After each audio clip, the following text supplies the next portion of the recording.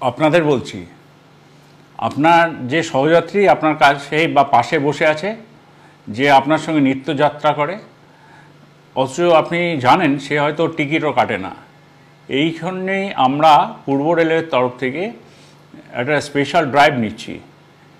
এই যে সহযাত্রীরা টিকিট কাটছেন না, আপনার সহযাত্রীরা, তাদেরকে একটু বলে রেখে দিন যে যে কোনো দিন যে কোনো মুহূর্তে, যেমন ধরুন তালদি থেকে আমরা হয়তো চাপবো টিকিট চেকিং স্কোয়াড সন্ধ্যে 6টায় বা 7টার সময়, তখন ধরা পড়লে কিন্তু সমাজে মান ইজ্জত একদম ধুয়ে যাবে, খারাপ লাগবে সবারই।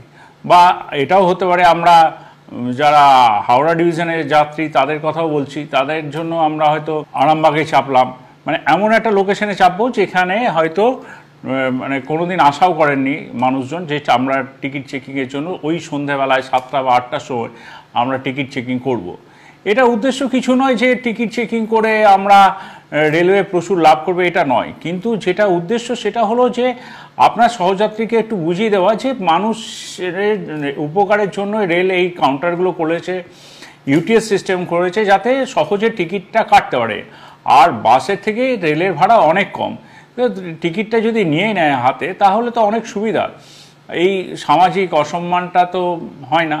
যেমন আমরা এটাও ভেবেছি যে ঝাপটার ঢাল বা ওইদিকে কাটোয়া, এরকম ছোট ছোট লোকেশন ধরে আমরা চেপে যাব, চেপে গিয়ে বা ওইদিকে লালগোলায় চেপে যাব, বা ধরুন এখানে কুলটিতে চাপলাম, এরকম করে আমরা বিভিন্ন জায়গায় ছোট ছোট করে আমরা এবার টিকিট চেকিং শুরু করছি পূর্ব রেলের তরফ থেকে।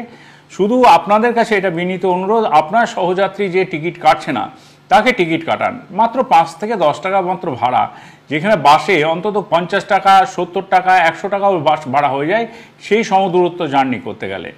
আবারও বলছি, রেলের কোনো উদ্দেশ্য নেই যে টিকিট চেকিংয়ে থেকে আর্নিংস বাড়ানো, রেলের একটাই উদ্দেশ্য যে সব মানুষই টিকিট কেটে চলুন এবং রেলের সঙ্গে সহযোগিতা করুন। ধন্যবাদ।